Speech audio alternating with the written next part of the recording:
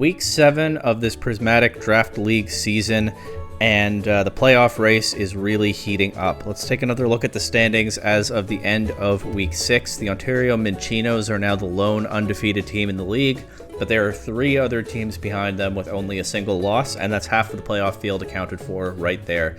Then you have all these teams ranging from 4-2 to 2-4, all fighting for those remaining spots. Obviously, some will get in, but some will miss out, and it is possible that some teams that had a very strong season overall still fall short in the end. That could include our Halifax Masquerade men, especially after this Week 7 result, which you can see in Monday's video, but we're going to see what happened in the rest of the league in Week 7 now. We're going to go straight to the replays. Week 7, the end of Week 7 was also the trade deadline in the league, and there were a few trades, but those are for next week, so for now, it's just replay time. And this week we're starting with the Azure Bay Chatots taking on the iridescent Terapagos. The Chatots have brought a lot of the Pokemon that we're familiar with at this point. That setup Bastrodon mode has been a menace to opposing teams through much of the season, and here it can be healed by the likes of Thwackey with the grassy terrain and Comfey with potentially even terrain-boosted floral healing, although we could also see Comfey play more of a setup role itself. And actually that seems reasonably likely because I don't know what else the Charjabug is doing here. The main reason to run Charjabug is its ability Battery, which boosts special attackers, but there's not really any obvious special attacker here, except maybe the Comfey if it's running like a Calm Mindset and taking advantage of priority Draining Kiss, thanks to the Triage ability. They also have Elekid with Follow Me, probably looking to enable some kind of setup mode. I mean, they could have both modes, right? They could have set up Comfey and set up Bastrodon. And also strong attackers in the Thwackey and Floatzel, strong fast attackers, especially with Thwackey getting the priority Grassy Glide, to create openings in that way. On the Terapagos side, Raichu is going to outspeed everything once the Pincurchin has set up the electric terrain. We also have the Oricorio that's put in so much work throughout the season. They have their own redirection in Clefable. We could see Quiverdance Oricorio set up, and we could see a setup battle where I think Bastrodon would probably be favored against Oricorio because I trust the Chatots to have coverage for it. But Oricorio is probably a difficult matchup for that Comfey. So if there is a setup Comfey mode, I'm not confident that we'll see it here. The Vileplume also can pose a real problem for it. And they've also brought the Snover. Snover is interesting. The main thing it does is set up Snow, obviously, with the Snow Warning ability. What it does after that, I'm not sure. I think it can probably learn Aurora Veil. I'm actually not 100% certain. I think Abomasnow can, so Snover probably can. It can also spam Blizzard. It can also click Ice Shard, but yeah, we'll just have to get into the replay and see what happens. So we got Raichu and Vileplume leading against Thwackey and Floatzel. Grassy terrain going up immediately. I did actually kind of sleep on this. There is a possible terrain battle going on as both of these teams have brought terrain setters. It is grassy terrain to start this one. Raichu lands a fake out into Thwackey, so we won't see what Thwackey goes for this turn. Maybe its own fake out, but who's to say. And the terrain battle actually heats up, or rather cools down, as Floatzel goes straight for an Ice Spinner into Vileplume, does a little more than half, and it clears their own terrain too, but of course, in some positions that could be useful to clear the opponent's terrain. Vileplume gets almost all of the health back though with a Giga Drain into Floatzel. We see that's a Focus Sash Floatzel, and it would have been knocked out by that otherwise. Floatzel just protecting to start turn 2, avoiding a Psychic from Raichu, and Thwackey will U-turn. Big damage into Raichu from that. We see that it's Life Orb Thwackey. And we see the Comfey come in on a Sludge Bomb, so that's a little bit unfortunate. The Floatzel was maybe trying to cover to avoid being knocked out by the Vileplume, but the Raichu targeted Floatzel instead, and then that left Vileplume free to throw a super effective Poison-type attack into Thwackey. Unfortunately, Thwackey U-turned out to a Pokemon that also is weak to Poison, and so the Comfey took a lot of damage there. Of course, Comfey has those priority draining moves. It could potentially get that health back, but it's going to be hard pressed, especially when it's poisoned by the Sludge Bomb. We see Clefable come in. It'll take that Giga Drain from Comfey pretty nicely. We know that Vileplume takes a fair bit from the Ice Spinner, but of course it healed itself quite a lot from Floatzel's HP earlier. So it'll get the chance to knock Floatzel out here with another Giga Drain. Comfey still being worn down by that poison. We see Thwackey come in. The grassy terrain is back up, and I don't think we know the 4th Pokemon for the Terapagos yet, do we? It was Raichu Vileplume lead. So they could still have Pincurchin in the back. We'll see, but the grassy terrain is up right now. Fake out into Vileplume, but Clefable keeping its partner healthy with the Life Dew, and Vileplume is just tanking everything so far. The Grassy Terrain will give Comfey a little bit of relief from the poison damage, but it's still not in great shape. It does get that boosted Giga Drain though, so a little bit more recovery from the Clefable, but it's really not doing any significant damage. Thwacky Knockoff removes an Assault Vest from the Vileplume. So that Vileplume is really here to make Comfey in particular miserable. And we know that Vileplume will not be clicking any status moves. We've seen Giga Drain and Sludge Bomb so far. Whatever other moves it has, they almost certainly are also attacks. Thwacky is now knocked out. Comfey is still kind of struggling with this poison damage. It is gaining HP, but not as much as it wants. Bastrodon is the last Pokemon here. Funny little interaction there. Triage means that the Giga Drain goes before the Follow Me, but the targeted Clefable anyway. But yeah, that priority Giga Drain, I guess all of Comfey's healing moves cannot be redirected by Clefable. We're just trading Giga Drains here otherwise. Bastrodon goes for Heavy Slam into Clefable. It does about half, but doesn't quite KO. Those Life Dews and Grassy Terrain recoveries really coming in clutch, but now Comfey will knock Clefable out with a Giga Drain before dropping to Vileplume's Giga Drain. And does Bastrodon have the tools to break Vileplume? Well, it's starting off with Curse. And the good news for the Chatots is you know that this Vileplume is not running Sleep Powder, or I don't know if Vileplume gets Leech Seed. I feel like it probably doesn't, but if it does, it's not running that. It's not running Strength Sap. Because of that Assault Vest that you knocked off earlier, you know that you're safe from all those moves. But the last Pokemon for the Terapagos is actually Oricorio. Fire-type Revelation Dance plus a Giga Drain does a lot of damage to Bastrodon. Oricorio takes an Ancient Power that is, of course, double super effective, but Bastrodon is not very strong in special attack. I think both of its attacking stats are not very strong, and Ancient Power, of course, only has 60 base power. So even though this is a fire and flying type, and it doesn't exactly have amazing stats either, it does survive the Ancient Power, and another double up should get rid of the Bastrodon, I would think. It does have leftovers, but now Grassy Terrain is gone, and yeah, it's not really worth trying to protect the Bastrodon there, I don't think. Assuming it has protected, actually it might not. It might have Body Press or something in the last slot. But the Terapagos take this one. This is, of course, just game one. But the Chatots so far have shown no answer to that Vileplume once it gets going. The Floatzel, in theory, two-shots it with Ice Spinner. But it takes 99% back from the Giga Drain, only surviving because of its Focus Sash. And the Clefable with the Life Dew was also helping to keep Vileplume healthy. So maybe we'll see what Floatzel's Terra type is in Game 2, but otherwise it looks like that Vileplume is going to be very hard for the Chatots to deal with. But let's see. It's Oricorio leading again with Vileplume leading again with Oricorio. It was not an Oricorio lead last game.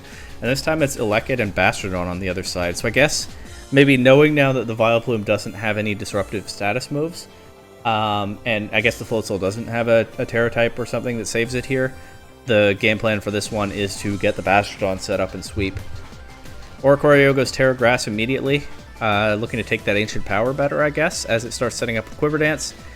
Vileplume Sludge Bomb crits and poisons the Elekid. I'm sure the Elekid has an Eviolite, but still, it's not a Pokemon that's expected to stay on the field super long. And actually, the Bastrodon is not going for its setup here. It just throws an Ancient Power into the Oricorio. Doesn't do much damage, but maybe it's fishing for that 10% chance of boosting all of its stats. Although, we'll see what difference that would make. Elekid is going to be knocked up by a Sludge Bomb here. Oricorio is still setting up, still taking basically nothing from the Ancient Power. Still no Ancient Power boosts. We see the Charge-a-Bug come in now. Bastrodon takes a little bit more than half from a +2 Grass-type Revelation Dance, but Charge-a-Bug just going straight for a lunge crits the Oricorio and knocks it out. So, Bastrodon... I can't really say that Bastrodon won the setup battle because it hasn't set up, but the Oricorio will not be sweeping this game, as Charge-a-Bug just wipes it out there after that Grass Terra. Bastrodon does now start to set up. Of course, Vileplume, we know that Vileplume can do some damage to Bastrodon. But Clefable's coming in here, Moonblasting into Charge-a-Bug. Vileplume does Giga Drain the Bastrodon. And it does some chip. Bastrodon will recover this off, though, with its leftovers. And Clefable takes a Poison Jab and a Heavy Slam double up and is knocked out, so Clefable will not be spamming Life Dew to keep the Vileplume healthy in this game. Raichu is the last Pokemon for the Terapagos, so they did bring the same four, just in a different order. And they're focusing down on the Bastrodon here. They do get rid of it with a double up there. Charge-a-Bug showing the Struggle Bug, so it'll weaken the attacks from Raichu and Vileplume for the rest of the game because neither one can switch out. They have no teammates to come in. Raichu goes for Psychic into Charge-a-Bug, doesn't KO, does get the drop. Comfey, Pollen Puff heals Charjabug though, and those Struggle Bug drops look like they're going to make a real difference. Now Vileplume has been poisoning things all over the place so far, so if it poisons Charjabug, that could matter quite a bit too. Charjabug actually just going for a lunge and knocking out the Raichu, and Vileplume is on its own here. We know that it has no way to heal itself, well, except Giga Drain. But it's taking those Struggle Bug drops. Comfey keeping the Charjabug healthy with Pollen Puff, also setting itself up with Calm Mind. Comfey is getting worn down by the Sludge Bombs.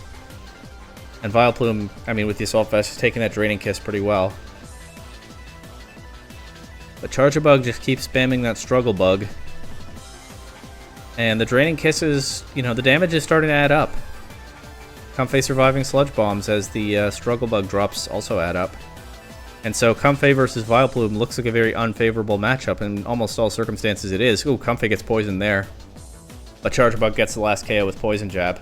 The Struggle Bug drops making the difference there as Comfey, sure, it can't very reliably damage Vileplume, but it just needs a little bit of damage over time if it can sit on the field long enough. The Struggle Bug drops enable it to do that, and then again the Assault Vest Vileplume, we know it has no way to spread disruptive status except lucky poisons and no way to heal itself.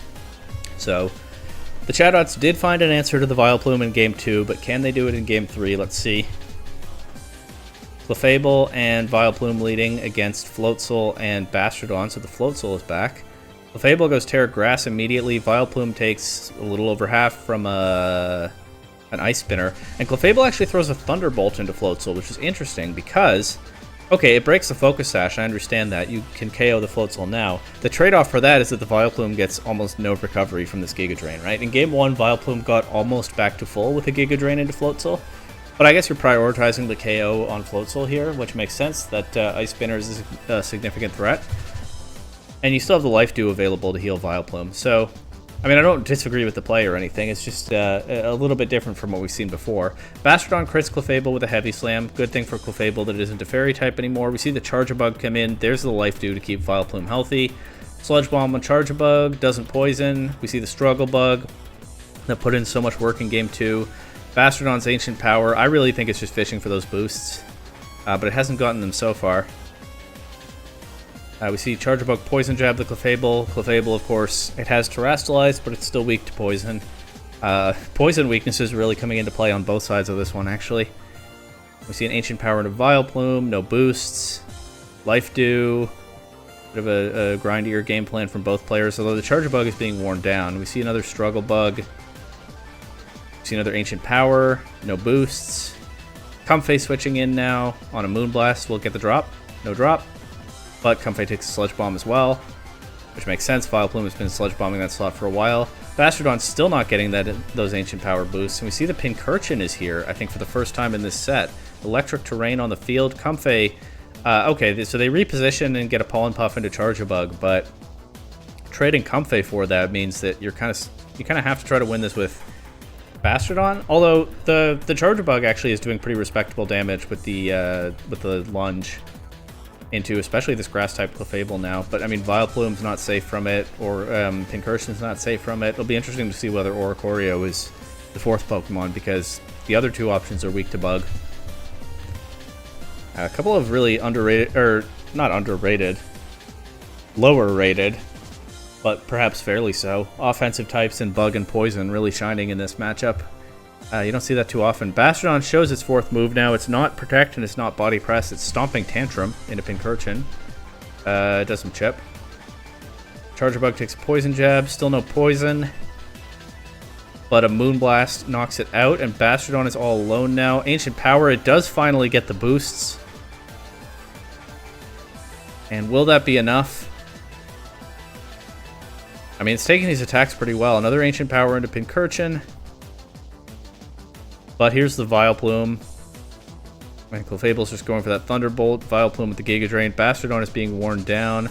It does knock out Clefable here. It does not get the boosts again. I mean, trying to get them twice is... it's not a great bet. Oricorio protecting around the Ancient Power here, and Vileplume is wearing this Bastrodon down. I think a Revelation Dance will knock it out, and it does. So... Some really interesting text from the Chatots this week, but the iridescent Terapagos do take this one. And that Vileplume, which I think they picked up just last week, was an absolute menace. Really difficult Pokemon for the Chatots to break through, and then in the end they only managed it 1 time out of 3. Up next we have the West Coast Pincurchins taking on Drago's Children. And it's just pretty typical stuff that we're used to seeing from these teams, although there's no Magcargo on the children's side this time. They do have that duo of Applin and Spylus that I talk up every week, but I don't think we've ever actually seen put in work yet. They have a Trick Room mode with the Dusclops and the Galarian Slowbro. They have Klefki running support, and they have Kleavor for damage, especially outside of Trick Room. Pretty typical stuff from this team, and pretty typical stuff from the West Coast Pincurchins, although the Tatsugiri is taking a back seat once again. In fact, I think this is the same 6 they brought last week. So no Tatsugiri, but we do have Golurk, Gengar, and Leafeon all threatening massive damage into the opposing team. Let's see how they go about it this time.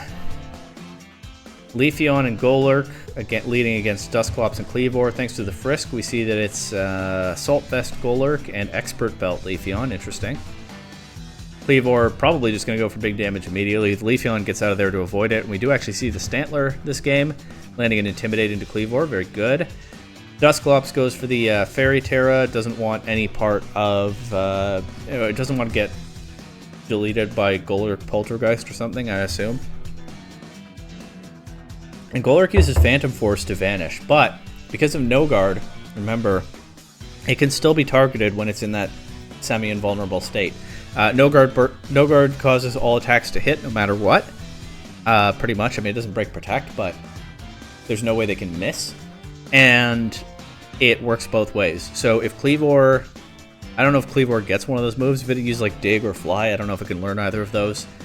Then Golurk would be able to hit it still while it's in that state, but it also works the other way. So Golurk does take a Stone Axe. Not a ton of damage. There is Stealth Rock, though. And Dusclops sets Trick Room. Dusclops then going for Haze, resetting the Intimidates on its side of the field. And yeah, here the players are figuring out what just happened with that No Guard interaction. Stantler takes big damage from what? X-Scissor? Okay, not -1 anymore, of course. And Dusclops takes that Phantom Force reasonably well. Of course, the Phantom Force started last turn, and so it was entered before Dusclops clicked the Terra Fairy. And so there's that Terra coming through. Stantler goes for Psyshield Bash, chips Dusclops a little bit and gets a defense boost, but it's hard to imagine that being enough here, as it will in fact drop to an X-Scissor. Spylus switching in. High horsepower from Golurk does quite a bit to Kleavor, a little bit more than half. We see Leafeon go for the Terra Dark, which is kind of brave in front of this Kleavor. Give your Grass type turning into a Dark type in front of strong Bug type attacker, but it doesn't really come into play here as Spylus just knocks it out with an Outrage. Spylus as another Trick Room attacker here. The Kleavor also underspeeding the Golurk, which I guess I'd noticed turn 1 but didn't really think about, so it's here to play in Trick Room as well. Definitely a hard Trick Room game plan from Drago's Children. X-Scissor crits the Golurk. X-Scissor and Stone Axe are both resisted by Golurk. We don't know the rest of Kleavor's moves. X-Scissor probably a reasonable choice there. Dynamic Punch will not quite KO Spylus, but of course will confuse it. We see Gengar as the last Pokemon for the Pincurchins. Gengar protecting to get through this last turn of Trick Room as Slowbro switches in. Spylus breaking through Confusion. Outrage knocks out Golurk. So some fortunate targeting there. Of course, with Outrage, you cannot choose your target, but it worked out about as well as they could have asked for in these couple turns. Gengar now is going to be the fastest Pokemon outside of Trick Room, but it's going to go for a Dazzling Gleam, and that will knock out Spylus, but not do much to Slowbro. Of course, the problem is, I don't know if Gengar can one-shot Slowbro. Slowbro's fairly bulky, but if you focus in on that and try to deny the Trick Room, then you're left vulnerable to the Spylus. So Gengar takes the KO on Spylus, but now Slowbro can set Trick Room back up if it wants, but it probably doesn't even have to. I think it can just Psychic Gengar. Yeah, that's what it does, and it's GG. So that position was just lost for the Pincurchins already, but in a lot of draft leagues, including this one, you play it out because they track KO stats, and so forfeiting is kind of frowned upon. So Gengar, preserving a bit of differential in its stats there at least. Over to game 2, and we'll see the Pincurchins in game 1 didn't really show any answer to the Trick Room offense from Drago's Children. We'll see what adjustments they can find here, but that Kleavor was an absolute menace in game 1. We see Dusclops and Kleavor once again leading against Leafeon and Gengar this time. Life Orb Gengar, I think we knew that already. It protects around a Stone Axe. That means Dusclops is pretty free to set Trick Room, except it's not because the Leafeon uses Roar to force the Dusclops out. This is an interaction that I've talked about before. I saw Wolf Glick do this with like an Entei back in Sword and Shield, and I've tried it out a little bit myself. Roar, of course, has negative priority, but it still has higher priority than Trick Room. So if your opponent goes for Trick Room and you go for Roar, you force them out of there before they set the Trick Room up. It's obviously not the most consistent way to deny Trick Room because there are positions where it doesn't work. Basically, if they can't be switched out because they have no other Pokemon left. But it is very funny when you pull it off. And so the Trick Room is denied this turn. The Gengar will now go for a Shadow Ball into Kleavor. Is Leafeon just going to Roar the Slowbro? I mean, that leaves Leafeon vulnerable to like a Shell Sidearm or something, but it would be pretty funny. Kleavor takes a fair bit from that Shadow Ball. Leafeon knocks off the Slowbro, but if Slowbro went for Trick Room, they're going to get it here. And Gengar is knocked out by a Stone Axe either way. It is just Shell Sidearm to Leafeon, but it is Weakness Policy boosted. That is a +2/+2 Slowbro. So the Pincurchins just lost both of their lead Pokemon there. Stealth Rock is on the field. The only good news for them is that Trick Room is not up. And so if they have Golurk in the back, they still might have a chance to make some plays. Although the Dusclops is still at full HP, so it can come in and set Trick Room after something goes down. Talonflame comes in, takes 50% immediately from the Stealth Rock. We see Terra Dark on the Slowbro.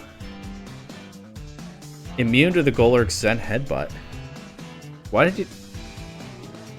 I don't know why they went for Zen Headbutt. Maybe they were trying to...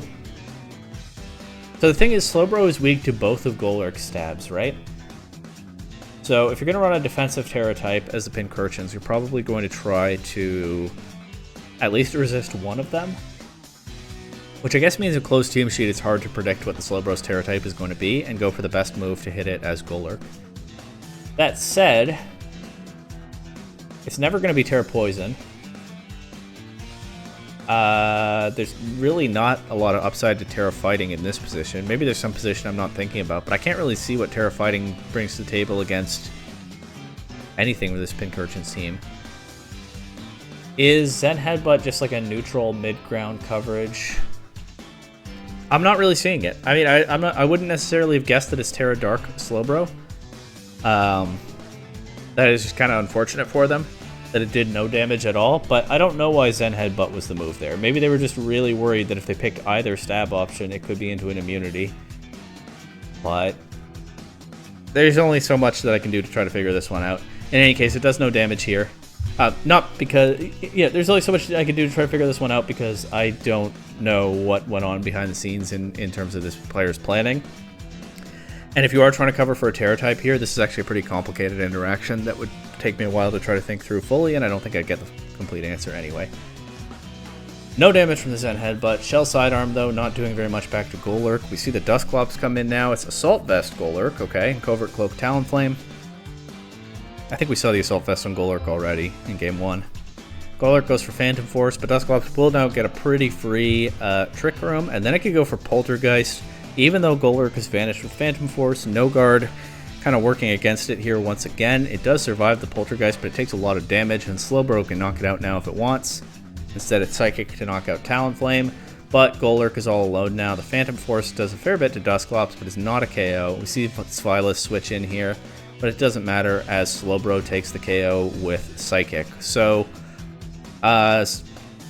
solid win for Drago's Children, just with that hard Trick Room game plan that so much of their team is built around. No Magcargo, no problem. They take the 2-0 and keep themselves competitive in this very difficult playoff race. Next is the Tiny Crowns taking on the undefeated Ontario Minccinos. The Minccinos have the same 6 Pokemon that we're very used to at this point. The Crowns have... well, a lot of the favorites as well. They have their Fake Out core with Raichu and Persian. They have interesting pieces like Golduck and Lilligant. Of course, Lilligant is an offensive threat into Politoed and Clawitzer. And even could make Mimikyu's life a little bit difficult with something like Triple Axle. And Golduck is very interesting because it gets clear... What's it called?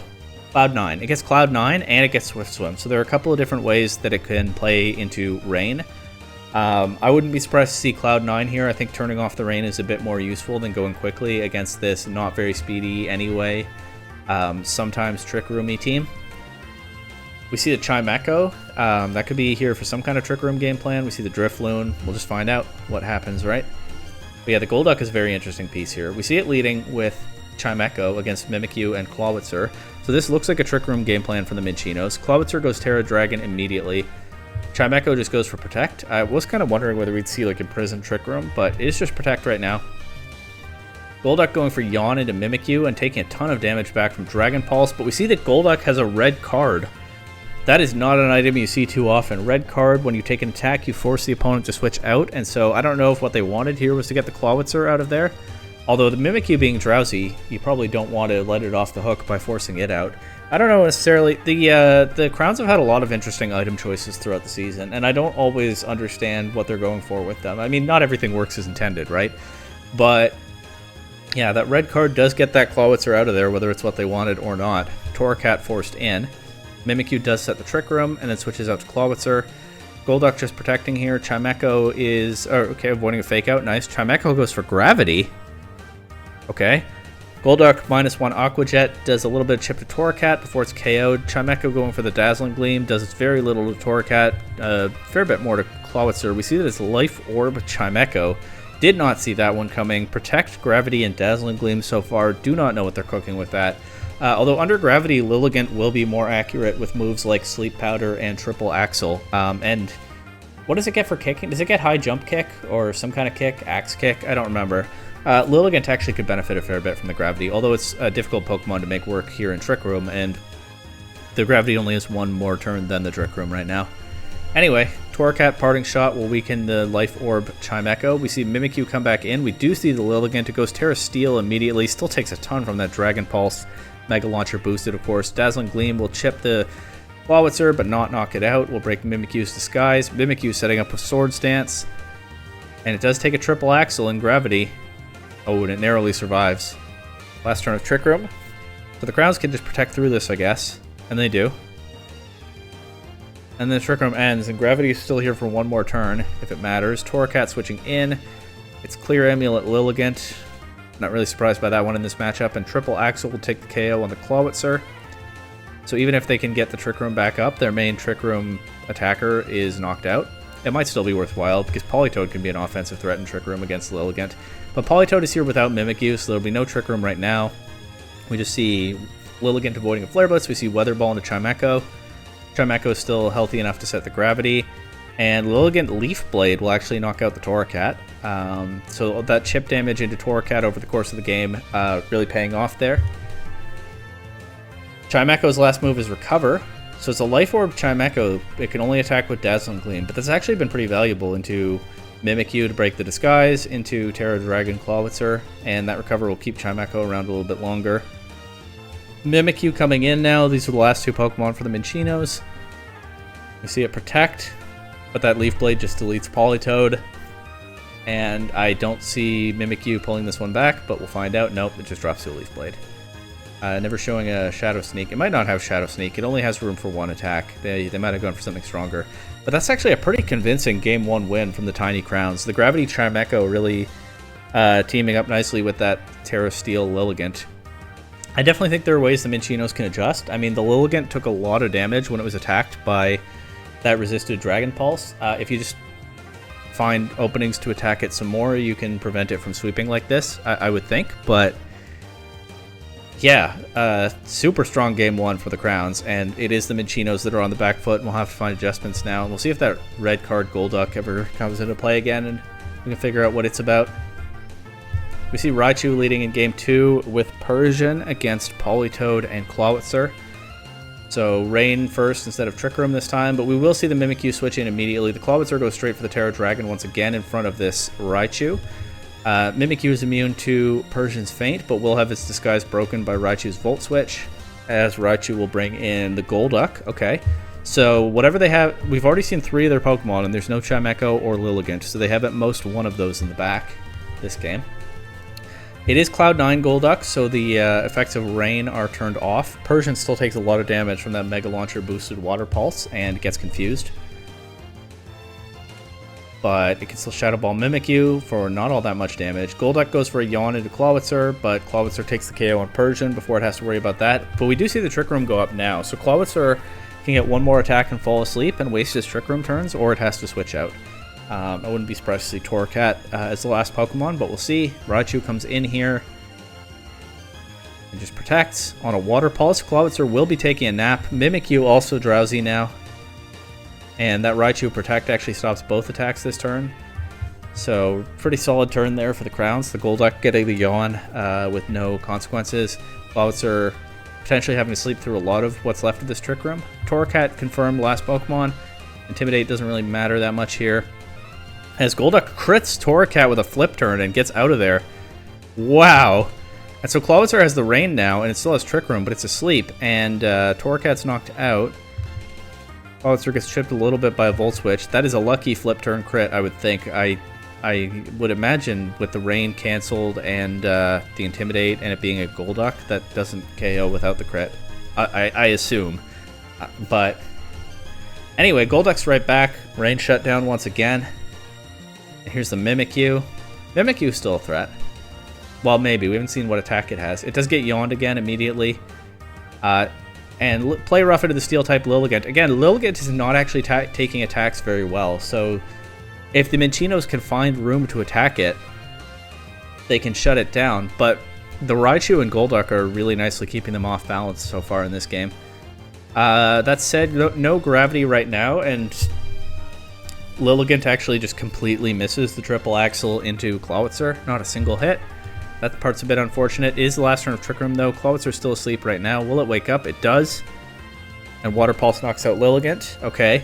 That's big for getting the Minccinos back into this game. Golduck crits with the flip turn again. It just can't stop critting, but it doesn't do all that much to the Politoed. But Trick Room is over now. Raichu and Golduck, though, the last two Pokemon for the Crowns. Do they have enough? It's Alluring Voice Raichu. It does a lot of damage to that Clawitzer. Golduck lands a yawn into Politoed. Politoed going for the Perish Song. Raichu knocked out by a Water Pulse. Golduck is the last Pokemon standing for the Crowns, and I do think the Minccinos have enough to get through this one.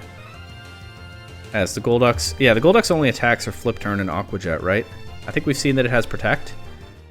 So it just doesn't have enough damage to survive this Perish Song. Yeah, the Aqua Jet doesn't do much to the Mimikyu there. And Mimikyu will actually go ahead and crit back,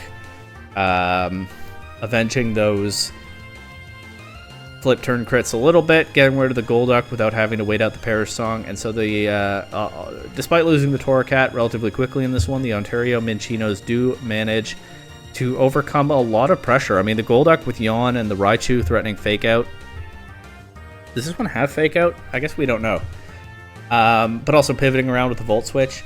Very disruptive into their team, and in theory that should create openings for the Lilligant to do what it did in Game 1. Of course, Lilligant did miss its only triple axle in this game, so that's unfortunate for the Crowns, but the only thing about that Lilligant is it doesn't take attacks very well, and Raichu doesn't either, and neither does Golduck. Plus, unless Golduck gets a crit, it's not actually doing very much damage. So, yeah, the Crowns just didn't have... The Crowns have a very sort of high-tempo, disruptive game plan that's a lot of fun to watch, but they just didn't have the damage or bulk to break through this team a second time in Game 2, but let's see if they can do it in Game 3. Chimecho is back, and it's here with Golduck against Furret and Mimikyu. Okay. We know these items already. Furret going for a Follow Me and Mimikyu a Sword Stance. The Minccinos going for that setup Mimikyu mode from the looks of it. Furret will take this Yawn. Mimikyu will still get its Disguise busted by a Dazzling Gleam. But again, not much damage from the Crowns so far in this game. Furret switching out now to Clawitzer as Chimecho protects, but Mimikyu misses a Play Rough into Golduck and gets Yawned. And it's going to be hard to hold on to that Sword Stance boost now. Clawitzer going for the Dark Pulse into Chimecho. But of course, it protected. Now pivoting out to Politoed. Chimecho showing the Dark Terra at just the wrong time as it gets one-shot by +2 Mimikyu Play Rough. That might have knocked it out anyway. Golduck will flip turn out of here for Lilligant. Of course, there is still no Trick Room on the field, and Mimikyu now is asleep. We see Golduck and Lilligant here on the Crown side. Furret switching back in for Politoed. Mimikyu knocked out by a Leaf Blade. Not really getting to make the most of that Sword Stance there. It did get the 1 KO in Chimecho, but yeah, then it fell asleep. It never set Trick Room and just got knocked out by Lilligant. Furret's not much of a threat into Lilligant, I would think. But he'll just get chipped by Flip Turn here. Persian comes in. There's the Clawitzer for the Minccinos. But, you know, I've been slow to sniff this out, but I think that might well be Can the Clawitzer be choiced? Was it switching moves in game 2? I wasn't watching for that, but I don't think it was. Well, my point is it doesn't really... I don't think it has cover for this fake out. I don't think the Clawitzer has protect. It does get flinched here. But Furret protecting around the Lilligant's Leaf Blade means that they... You know, they do take the fake out, but at no significant other cost, and they preserve the follow me to keep Clawitzer healthy from here for a little bit. So good play there from the Minccinos. We see the Golduck switch in. Terra Dragon on the Clawitzer. Furret goes for follow me. Redirects a U-turn. Still not taking a lot of damage here, but Lilligant is back. And it's safe as the Dragon Pulse goes into Golduck and takes the KO, but Lilligant is still here. We see Persian fake out the Furret this time, and that leaves Clawitzer open to a triple Axle, which lands all 3 hits, no gravity needed, and KOs. And that's probably game right there, I think. Yeah, the Persian showing Feint, so Politoed can't protect through this. It does get the follow me redirection this game, but this turn, but that Perish Song, okay, Politoed is the slowest Pokemon on the field. It wins this Perish endgame, but it can't protect through it. This Persian has Feint, Politoed just drops through Leaf Blade. The Lilligant really was the key to this whole set, I think. It could deal a ton of damage, but not take hits very well. And a lot came down to how it was positioned by the Crowns, who didn't have a lot of damage on the rest of their Pokemon, really just the Lilligant. And whether the Minccinos were able to land attacks into it. But 2 games out of 3, it comes through. It lands its triple axles into Clawitzer. And the Ontario Minccinos have, in the second last week of the regular season, finally taken a loss. I said last week, they are mortal, they can bleed, but this is better proof of it. They are now no longer 6-0, but 6-1. Still an absolute threat to win the championship. But of course, the Tiny Crowns also 6-1 now with this win. Both teams, absolute nightmare matchups for their opponents, and this could easily be a rematch in the semifinals or maybe the final, depending on how the bracket shakes out. And of course, there's still other teams that are just as good as these yet to see in this video. Up next, we have the Alberta Applin taking on the Foraging Furrets. The Applin have brought their usual mix of fire and grass spam. Actually, not much fire spam this time, just the Magby and the Flareon. And the Magby is really just a follow me bot, I would think. That said, they do probably have something to set up this dock spawn, so they probably have Lava Plume on something here to get that well-baked body set up. We do see the Ivysaur, which I think we haven't seen in a while, able to make some interesting plays under the sun, because it gets Chlorophyll. It's just a smaller Venusaur, basically. And on the Furret side, we see what's pretty much their usual 6. Is there something they bring sometimes instead of the Skarmory? I feel like there is, but I can't remember what. But yeah, Weezing and Bisharp, Staraptor and Bramblegast. Nothing we haven't seen here before. Let's just jump into it. Skarmory leading with Weezing against Volbeat and Flareon. Weezing is actually going to be a big problem for the Alberta Applin, because it turns off Prankster and also Guts and also Well-Baked Body, Chlorophyll. I mean, take your pick. Except we see now that they do have an ability shield on the Volbeat, so the Volbeat Prankster is still here. Terra Fire Skarmory makes, perfect sense in this matchup. Going to be hard to remove, but we do see the Tailwind. We see a Flame Charge into Skarmory. That does not do much damage. Skarmory just going straight for Iron Defense. Going to hold up very nicely against this Flareon, and also a possible Breloom in the back, and Darkspawn. And we see that Flareon is running that Toxic Orb. So in the past, this coach has preferred the Flame Orb, which does come at the cost that they have to Terrastallize Flareon to get their Guts boost. Of course, the problem here is the Guts is not active because Weezing is on the field, so as long as that's the case, Flareon is just weakened by its own poison. But yeah, they are trying the Toxic Orb now, not pigeonholing themselves into Terrastallizing Flareon whenever they want to do damage with it. We see an Encore into Skarmory, but honestly, I don't think it minds that much being stuck setting up the Iron Defense. Because the Weezing can still wear down the Volbeat. It gets a poison here even. And Skarmory gets nicely set up. I guess it depends on what's in the back. The Applin focusing on targeting down the Weezing, but they miss a Thunder Wave. The Flareon does not a ton of damage. Volbeat is knocked out now. When that Tailwind ends, there's no bringing it back. Here we have the Ivysaur. It goes Terra Ground immediately, so there could be like a strong Earth Power or Terra Blast. I don't know if Ivysaur gets Earth Power. Venusaur does, so I feel like it must. But sometimes Pokemon only get a certain coverage move in their fully evolved form. So I don't know whether Ivysaur gets Earth Power, but in any case, what we see here is Ground Terra Blast, and actually it does just remove that Skarmory. So we have now seen what the Applin answer to the Skarmory is. And yeah, maybe being locked into Iron Defense was not so favorable after all. Also, this Ground Terra Blast is a massive threat to Weezing. And there's the Furrets have already used their Terra, so they can't use that to play around it. Not so threatening into Staraptor, though. Weezing will protect here. Ivysaur leaves itself exposed, but Staraptor's Double Edge goes into Flareon. Weezing does avoid the Ground Terra Blast, though. And Staraptor looking like a massive threat to these two Pokemon, even with Ivysaur not being Grass-type anymore. Yeah, the Double Edge knocks it out. Staraptor takes a lot back from Breloom. But Breloom will not get a chance to land another Mach Punch, as it's just knocked out by Weezing's Sludge Bomb. So, the Furrets kept it pretty simple here. Weezing is extremely disruptive into this Applin team. A lot of these Pokemon care a lot about making use of their abilities. And then, yeah, the Terrafire Skarmory, it can just wall a lot of this team. That Terra Ground Ivysaur obviously was an exception, but the Staraptor was here to clean things up. Staraptor is just an absolute menace in this format. It does so much damage. I was in disbelief when I played this team with my Iron Defense Torkoal. And we'll see now whether the Applin have any adjustment for it. Maybe something with the Darkspawn. But again, the Darkspawn can only set up if you get... Well, I think it gets some setup options otherwise. But you can only take advantage of the well-baked body if you have your abilities. So it'll be interesting to see how they play against around the Weezing here in Game 2. But it's Bisharp and Weezing leading for the Furrets against Volbeat and Ivysaur. So the Ivysaur here right away threatening that Weezing. And Weezing does switch out for Staraptor. I think there's a Ground Terra Blast going to go into the Staraptor here. Yeah. So solid switch there for the Furrets as Ivysaur gets one-shot by that Bisharp Terra Dark Throat Chop. We see the Magby come in and click Follow Me.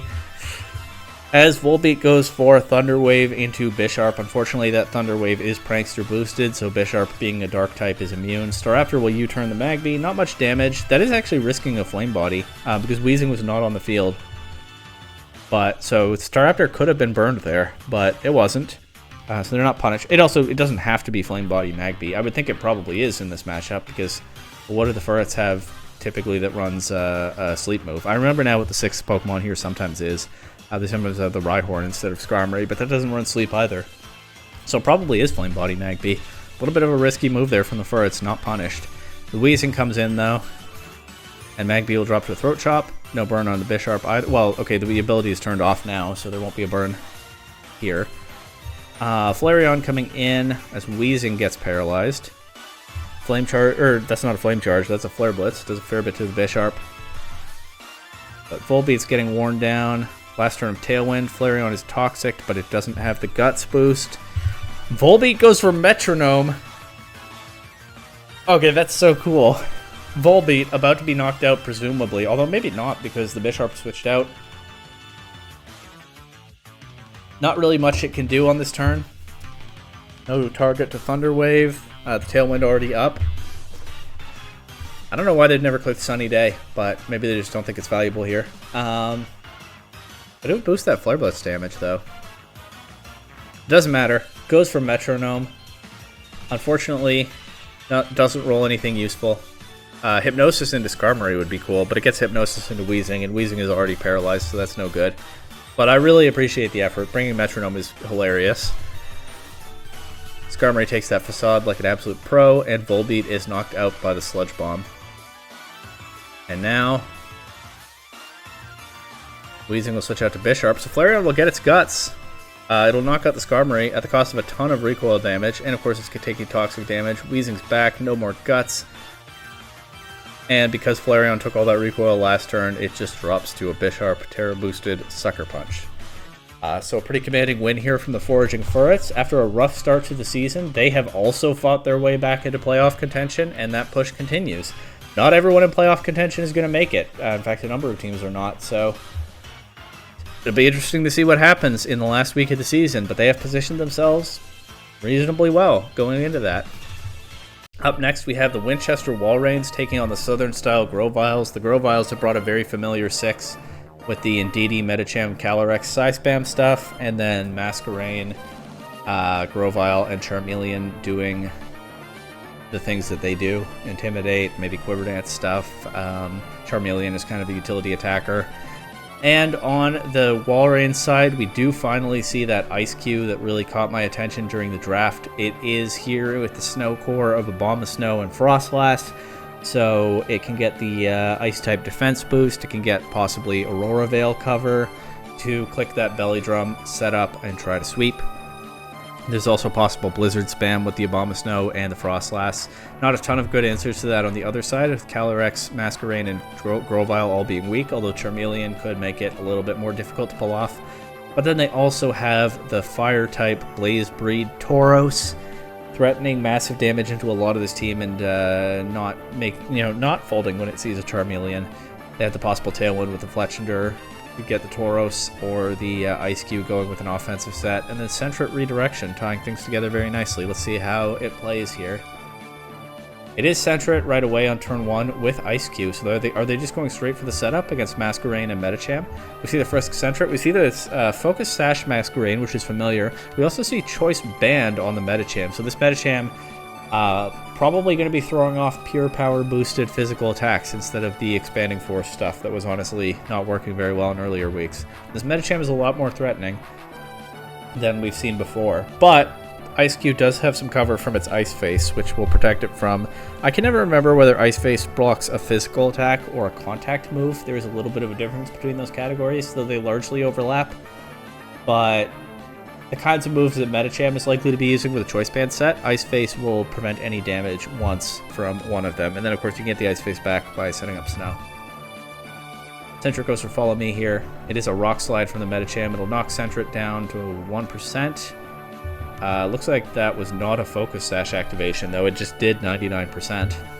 Invisible Focus Sash, people call it. And Ice Cube is protected by the Ice Face and goes for a Belly Drum. Of course, Ice Face not in effect right now, but also it doesn't cover for moves from Masquerain anyway, but Masquerain just hits Tailwind. But yeah, a second Medicham Rock Slide will do damage to the Ice Cube. So instead of Follow Me around the being kind of useless into the spread move, the Sentret actually goes for Sucker Punch here, chips Medicham a little bit, and the Ice Cube goes Terra Ghost, so it can take that Rock Slide somewhat better. Still takes a lot of damage. And it just drops to a Masquerain Air Slash. So they just went for the Ice Cube setup immediately, but it is punished here. That Medicham just hits so hard. And then Masquerain complementing it nicely here. Abomasnow and Tauros come in. Abomasnow protecting around these attacks. Tauros still, pretty nicely chipped by that -1 Medicham Rock Slide. But it does get the KO back with the Flare Blitz. Charmeleon coming in here. Tauros taking the Chilling Water. Now at -1 attack itself, and a Charmeleon Heat Wave will close this game out, and the Southern-style Grovyles, look at that. Showing what an absolute menace that choice-banded Medicham could be, just completely shutting down the Ice Cube setup mode, and then Charmeleon really nicely cleaning things up in the back, getting those last couple of KOs. The Masquerain did a lot of work here too. The Chilling Water is a nice tech, so is the Tailwind, and we'll see whether the Walreins we'll see what kind of gameplay the Walreins throw at that in game 2. I wouldn't be surprised to see some kind of Aurora Veil stuff, playing a little bit of a tankier game plan, although the Medicham is a massive threat, right? We saw what it did to the Ice Cube there, but also Abomasnow is not going to take a hit from it very well. Frostlass is immune to fighting, but it's not going to like that Rock Slide. I feel like the Tauros is important here to keep the Medicham in check, but again, it's not necessarily easy. Ice Cube is a fraud, and you can quote me on that. I don't know if Ice Cube is a fraud, but it doesn't have results so far this season, so maybe. We see Fletchinder and Abomasnow here with Masquerain and Medicham on the other side. Abomasnow going straight for the Terra Dragon. Fletchinder showing its worth as a Medicham check. That Brave Bird doesn't quite KO, but I mean, it puts Medicham in range of an Ice Shard or something for sure. And of course, with that Gale Wings priority, it can be sure to land its attack first. Rock Slide back will knock out the Fletchinder, but the Abomasnow will take it thanks to the Terra. And a Blizzard will finish off Medicham and knock Masquerain down to its Sash. Life Orb Abomasnow. I feel like we've seen that a few times from this team. Charmeleon is here, but it's not necessarily as simple as just click Heat Wave now that the Abomasnow is a Dragon type. Frostlass going for Protect here. Masquerain did get Tailwind up, so Frostlass is in some danger.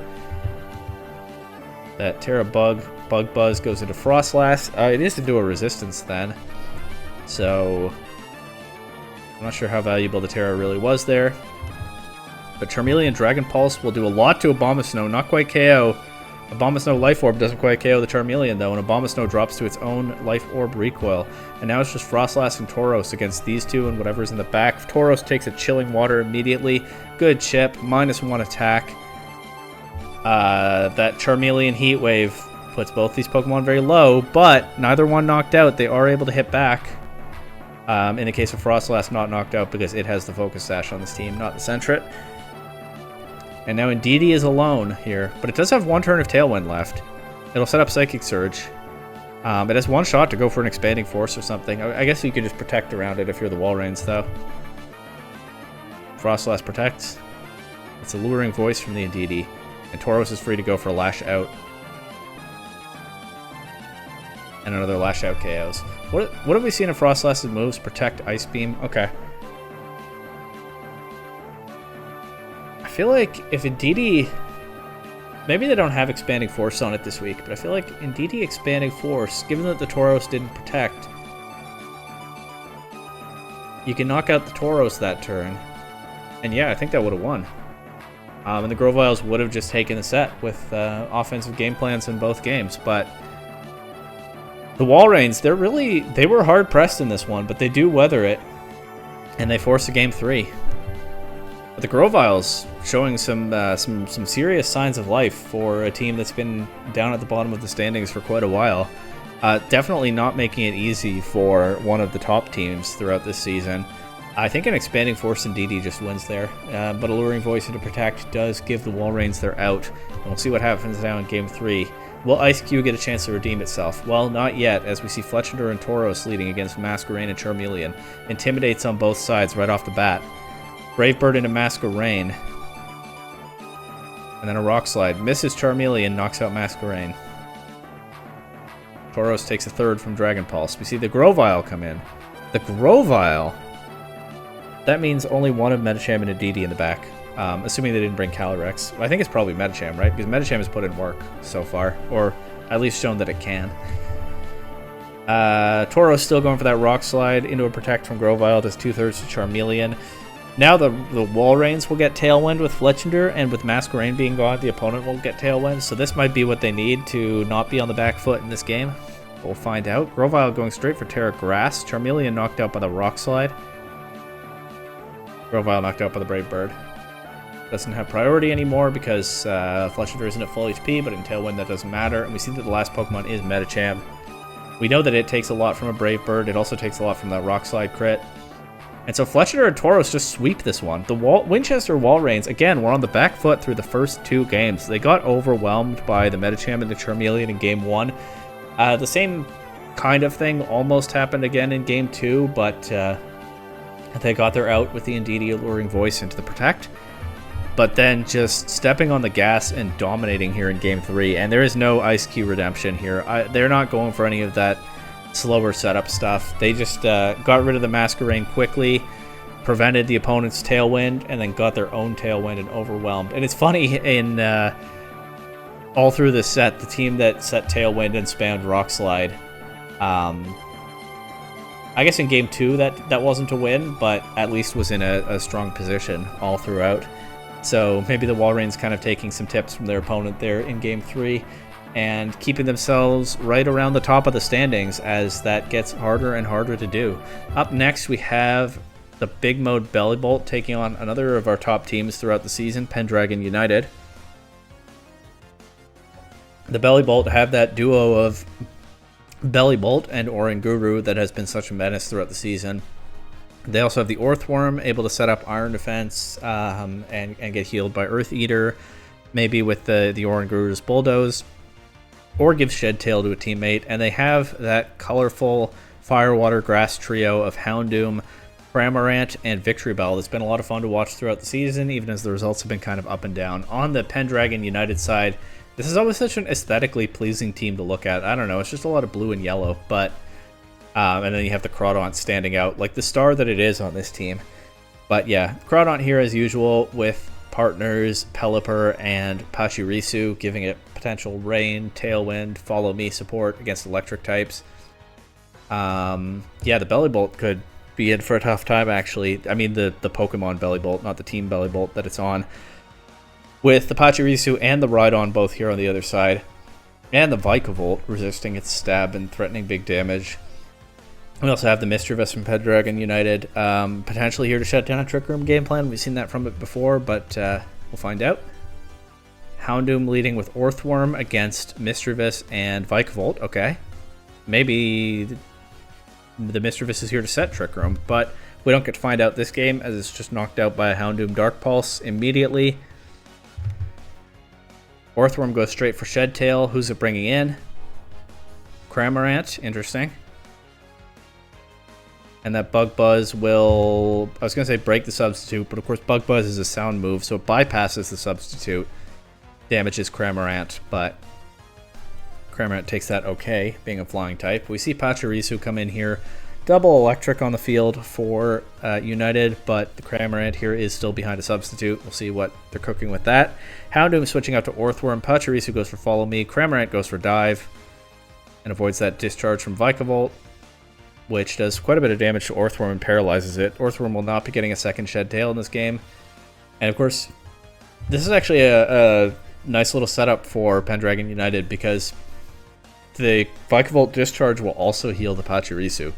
So Pachirisu can redirect all the attacks away from Vikavolt, and then it gets some health back with Volt Absorb, thanks to the discharge, while that spread move also damages both opponents.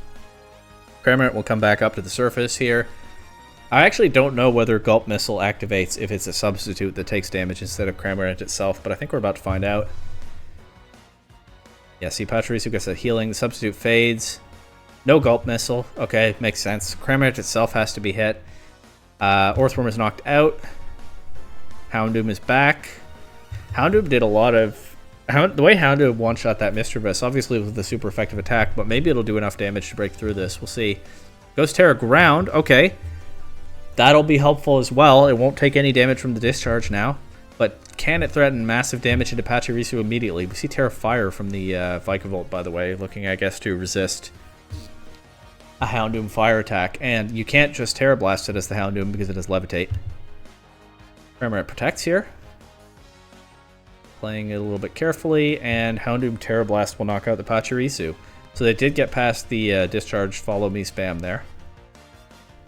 But Rhydon is the last Pokemon for United, but that's not going to like taking a ground Terra Blast either. It just gets knocked out. Cramorant gets a chance to dive again. Houndoom takes a fair bit back from that Bug Buzz. And now it switches out. I think it's probably running Choice Specs or something. The way it's just clicked attacks and knocked everything out. So yeah, it has to switch to have any damage into Vikavolt because again, with Intimidate, with Levitate, Vikavolt is immune to the ground Terra Blast. Unfortunately for United, the other Pokemon that they brought were just wiped out by that, so Houndoom could just safely target the other slot. Victory Bell coming in, Vikavolt protecting on the dive, but feels like the writing is on the wall here. It takes a fair bit from that knockoff, loses a Citrus Berry that it won't get to use. We see Life Orb on the Victory Bell. Bug Buzz does a lot to Victory Bell, but not enough. Vikavolt's still protecting around this dive, but Strength Sap on the Victory Bell. I think Victory Bell should just be attacking, yeah? I mean, I guess I'm healing, but... Okay, Vikavolt goes for Discharge this turn, so Victory Bell survives. I don't really see any downside to just attacking with the Victory Bell here. And it looks like it is going back to that now. Actually, it protects on this turn. But that means that they're only attacking into Vikavolt's Protect. How much does Bug Buzz do to Victory Bell? 64. So it does just KO, but I think that's fine. I think you just sacked Victory Bell to get Houndoom back in, right? And then click Dark Pulse. But okay, the Vikavolt stops... Well, it doesn't stop the Protect cycle here. The Cramorant stops clicking Dive every turn. Does big damage with the Brave Bird, and Victory Bell gets the KO with Knockoff. So that's the safer way to do it. It's just the way the Cramorant was playing, I was starting to think Dive was its only attack. But yeah, that Protect cycle was kind of silly. I don't really think there was any need for it. But Cramorant and Victory Bell do close this one out. And we'll see in Game 2 how United adjust to the... massive damage from the Houndoom, especially. I wouldn't be surprised to see Pelipper this game. Maybe looking to set Tailwind even, but we'll find out. Houndoom leading with Victreebel against Pachirisu and Mischievous. Okay. Well, if the Mischievous wants to set Trick Room, it'll get a chance. Pachirisu go have to follow me. Houndoom just immediately Terra Ground, getting that Pachirisu out of there. But they do get the redirection this one turn. Knock off into Mischievous, gets rid of an Eviolite but doesn't KO. And Mischievous does set Trick Room for the Vikavolt. The Orthworm switching in. Vikavolt goes for Struggle Bug. So that won't do a ton of damage, but it'll lower the Houndoom's special attack, which could be significant here. Mischievous Shadow Ball chips the Houndoom down some more. And they go for Terra Blast into the Mischievous, maybe anticipating a switch. Although into what, I'm not sure. Not Pelipper, because that's immune too. But yeah, the ground Terra Blast has been putting in work, especially against the Pachirisu. It's a really nice tech this week, but half of this team is immune to ground, and the Houndoom is maybe kind of stuck out of position here. Both of these two have Levitate. Bug Buzz. They forgot. Okay, it happens. It does look like Fluttermane as well. I think I've accidentally almost called it Fluttermane a few times this season. Bug Buzz into Orthworm. Chipping it down. Getting a Citrus Berry, but Orthworm, thanks to the Citrus Berry, will get a Shed Tail into Cramorant. But Taunt, I guess, is also a sound move. That makes sense. Cramorant taunted here, so it won't be able to protect around this Vikavolt as the Trick Room turns tick down. And Houndoom's still stuck with the ground Terra Blast. Oh, that's interesting. Did it try to heal its partner with the Terra Blast? You know, into the Earth Eater Orthworm? But Trick Room is up and Orthworm is slower, so... Or maybe they just didn't want to switch Houndoom out this turn for some kind of positional reason. They want to preserve the Victreebel in the back. Probably something like that. Orthworm's coming in here, probably just getting sacked. Cramorant damaged through the Substitute by the Bug Buzz, then Substitute taken out by Shadow Ball. Brave Bird does half to Vikavolt, but Vikavolt will get to eat a Citrus Berry this game. We see Victreebel come in. Struggle Bug will weaken Victreebel, although Victreebel has shown knockoff so far. It's probably not a special attacker. It does knock out the Orthworm though. And the Shadow Ball, I mean, Mischievous is not super strong, but the Shadow Ball is doing respectable chip damage into these Pokemon. That said, Trick Room is over here. The Houndoom can come in and... Well, it's tough actually. The Houndoom can come in, but if it attacks Mischievous, it's probably just knocked out then by a Vikavolt. And I don't know whether the Bellibolt will have enough to power through without the Houndoom. But if the Houndoom comes in and attacks Vikavolt, then the Mischievous can set Trick Room again. Maybe what you need to do is get the Cramorant in and sack it to knock out the Mischievous. But the Mischievous can protect around that if it has Protect. That's tough. They are going for the Cramorant. They go for Dive, though, not Brave Bird. I was thinking Brave Bird into Mischievous, but... okay, the Victreebel knocks out the Mischievous with Knockoff. I guess I was sleeping on that option. Drops to a Bug Buzz. We see Rhydon last here. Houndoom. Rhydon showing that Terra Grass that's been such a menace at times. And Houndoom does narrowly miss the KO on Vikavolt with the Dark Pulse. Cramorant will get it with the Dive. But Rhydon just knocks out both of these Pokemon with a Rock Slide. Resisted, of course, by the Ground-type Houndoom, but Houndoom was only at about a third of its HP. So that's still a strong attack. It hits hard. Rhydon does take some Gulp Missile damage, but that's it, and it's able to close this game out nicely. And even if it had taken the Dive from the Cramorant, being a Grass type, it would have been okay with that.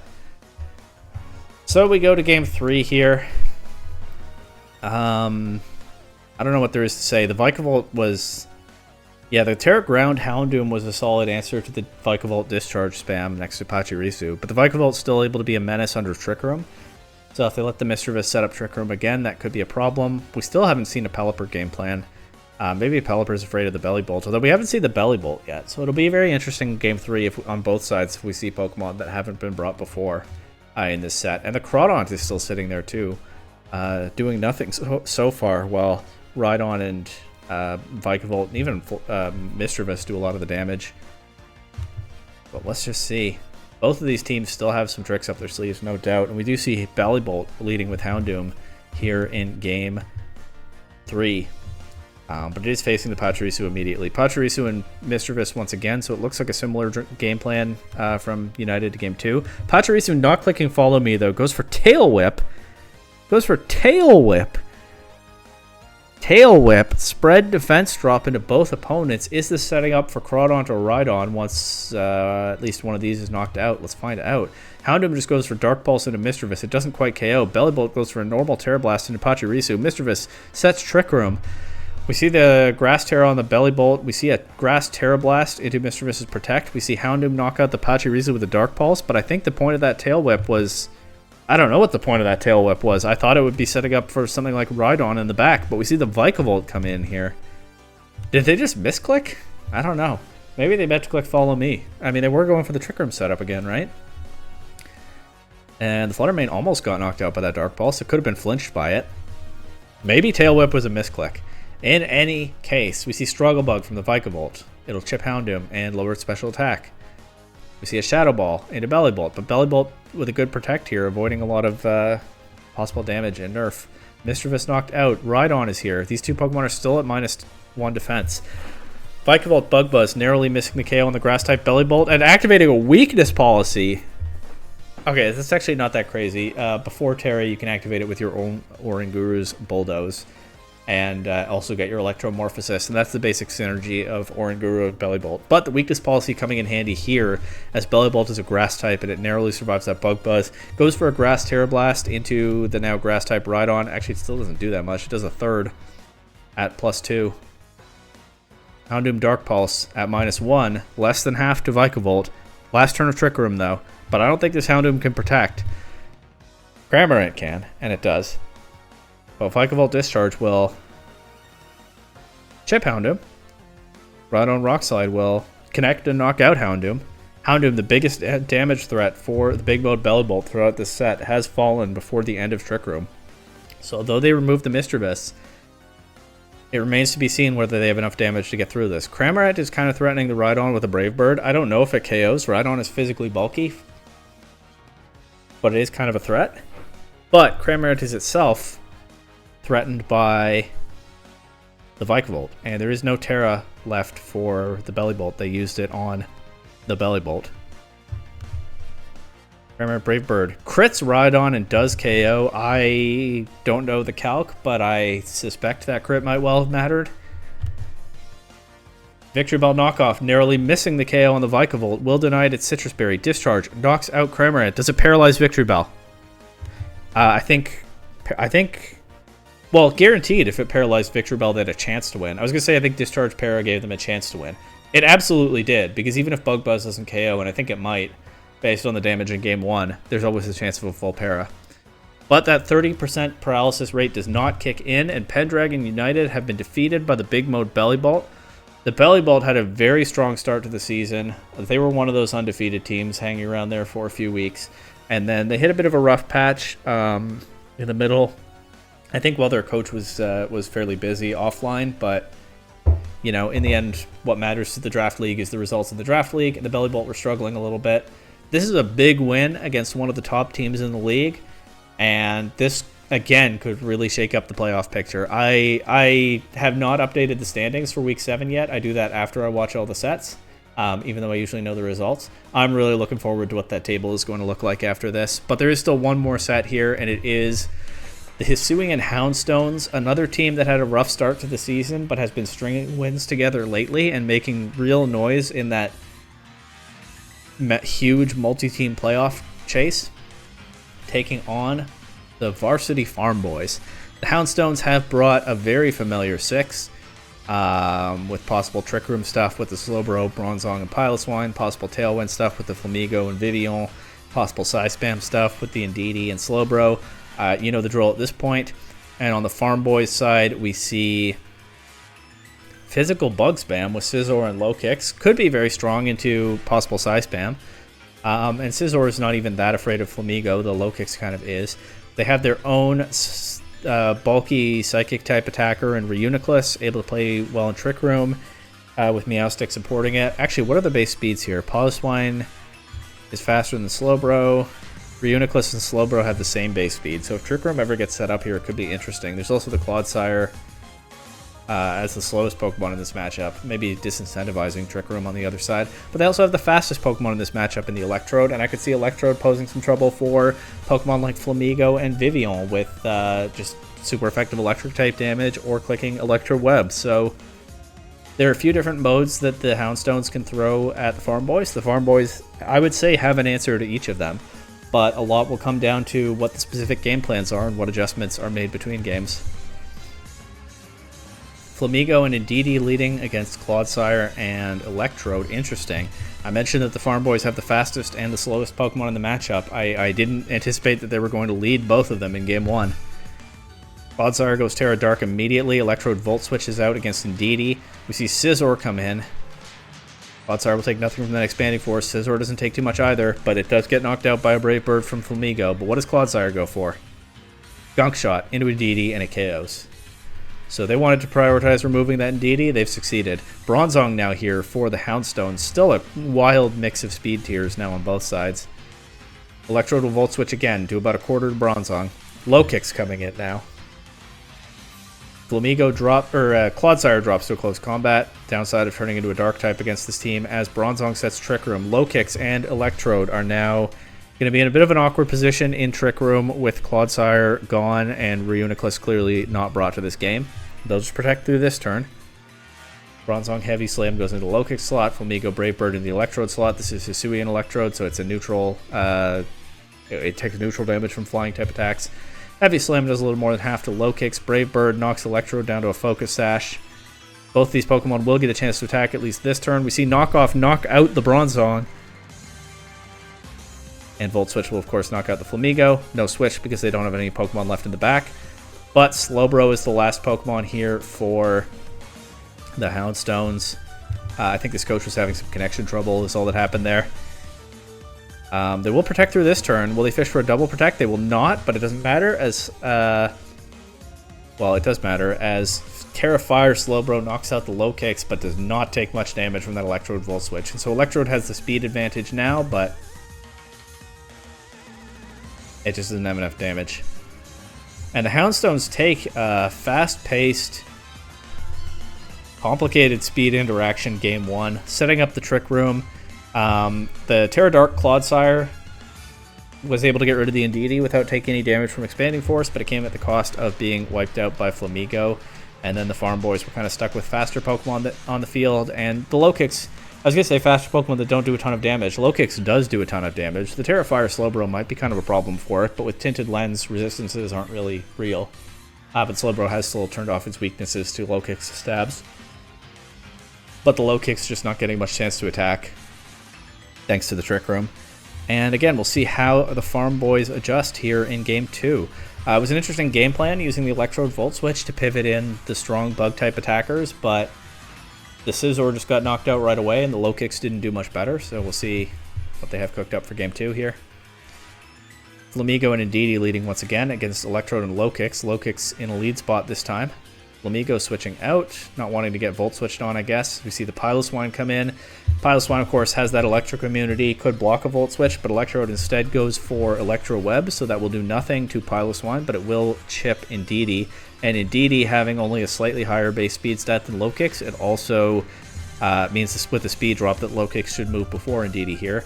And sure enough, it does, just knocking it out with a U-turn. So the Farmboys still prioritizing getting rid of that Indeedee and doing it very efficiently in this game. We see the Meowstic come in, we see the Flamigo come in. Electrode protecting, Meowstic sets Reflect, and takes a Throat Chop from Flamigo, which has a Life Orb. We must have known that already. Sometimes I miss it. Piloswine goes for a super effective Icicle Crash into the Grass-type Electrode, but it is stopped by the Protect.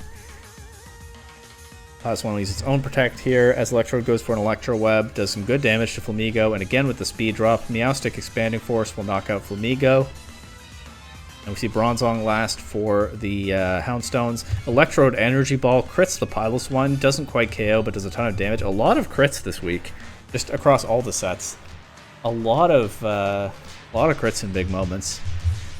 And here's one yet again. I don't know if it mattered to this double up here, as that boosted Expanding Force will knock out the Piloswine, but it's exciting to see. So Bronzong sets Trick Room, but it's all alone. Its Heavy Slam does not even KO Meowstic through the Reflect, and it's going to get worn down here. It's not taking a ton of damage from either of those moves, but now the Scizor gets in. The Farmboys throwing Scizor out there to its doom in Game 1, but preserving it for a winning position here in Game 2. Bronzong will finally get the KO on Meowstic, but Scizor doesn't quite knock it out, but Bronzong, there's no way it has enough damage to break through 3 Pokemon, and we're already on the last turn of Trick Room as well. Those turns have flown by. Not that it matters. There's no Psychic Terrain on the field. And maybe you start to see now why the Farmboys have prioritized getting rid of that Indeedee, because then you get through those first 5 turns and there's no more Psychic Terrain. Low Kicks can do what it just did there, or it can go for Sucker Punch if it has it. Scizor can click Bullet Punch into things like Flamigo and Vivillon, and Piloswine as well. That Bullet Punch will do a lot of damage. And so the Farmboys just leading with the low kicks this time really pays off, as they're able to keep up the offensive pressure and deny the kind of speed control setup and positioning that the Houndstones want. I did enjoy watching the Clodsire in Game 1, but this faster approach with the low kicks has really paid off here in Game 2, and we'll see if they can keep it going in Game 3. Bronzong leading for the Houndstones with Flamigo, maybe trying to get the Trick Room up more quickly, maybe recognizing that the Farmboys' game plan is focused on removing the Indeedee right away and not wanting to let them get away with it a third time. We see Low Kicks and Electrode lead once again. Low Kicks going for Terra Water immediately. Bronzong just protects, actually. Okay, around the first impression. Makes sense. And then you can click Trick Room on the next turn, and if Low Kicks has Sucker Punch, it doesn't matter because it only works on attacks. Electrode Volt Switch missing the KO on Flamigo, though. That could be huge, depending on what the Flamigo does here. We see Scizor come in. And it's Brave Bird into Low Kicks. It does KO through the Water Terror with a crit. Again with the crits. There's so many crits this week. It's kind of wild that I played that long, grindy, Iron Defense, Calm Mind, Moody, Minimize setup matchup with Robbie in Monday's video. We had a 52-turn game. And we were not getting crits against each other, but I guess that's because all of the crit luck was distributed in all of the other sets and just stayed away from ours. Anyway, that said, Flamigo will trade itself for Low Kicks here, but Scizor is still here to be a threat. Indeedee coming in now. And there's still no Trick Room up yet because the Bronzong protected around the first impression. Bronzong will Terra Steel here. Makes sense. Turns off its weakness.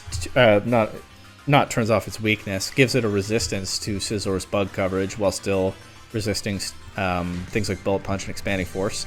Actually, Steel is such a crazy defensive Terra type that it's actually, or a defensive type, that it's actually a pretty reasonable defensive Terra type here, even on a Pokemon that is already a Steel type. Meowstic setting Light Screen. We'll take that Shadow Ball nicely from Indeedee. Does get the drop though. Scizor U-turn. Yeah, it's not doing much to that Bronzong now. We see Electrode pivoting back in. Bronzong free to set up the Trick Room. Go for a Heavy Slam to Meowstic for big damage. Meowstic not setting Reflect, just going for an Expanding Force, but it doesn't do too much into these two resistances. And it will drop here to a Shadow Ball. Bronzong is being slowly worn down, but it is slow. Scizor's back. But that's an important turn there. First of all, what are the base speeds? Indeedee, I think, is faster than Scizor. Yeah, actually by quite a bit. So Bronzong sets up a helping hand there, looking for probably a big Expanding Force or something from Indeedee. But the thing about the Flamigo removing itself early to get rid of Low Kicks, well, it took big damage from the Volt Switch. With the Indeedee not leading the Farmboys, I guess keyed in on Flamigo is a key threat to remove.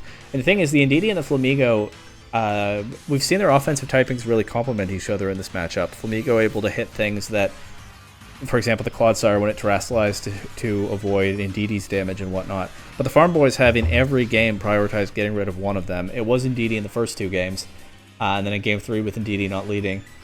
They were able to get rid of the Flamigo quickly with a combination of Volt Switch and recoil damage, and that has removed the key threat against the Scizor. So I can say, oh, this is interesting. The Bronzong went for Helping Hand, but the Indeedee just got knocked out. But they didn't really have a good way to threaten Scizor otherwise, so I can understand why they went for that play, and Scizor just powers through it anyway. Knocks out Indeedee. Electrode Volt Switching, chipping down the Bronzong. We see Slowbro is the last Pokemon, though. Flamethrower does not quite KO Scizor through the Light Screen. The Light Screen coming in clutch. Scizor will get another chance to land a big U-turn into Slowbro or whatever it might want to do. That Heavy Slam resisted by the Electrode really doesn't do much. Slowbro will survive the U-turn. No clutch crit there, but doesn't matter as Electrode doubles up with an energy ball and knocks it out, and I don't think Bronzong has the damage to win this one. It actually does get the KO on Scizor there, but Electrode should be able to close this out, especially since Trick Room ends right now, so Electrode will get 2 consecutive attacks, and that's all the damage it needs to close this one out and give the varsity Farmboys the win. So, yeah, solid game plans all the way around there.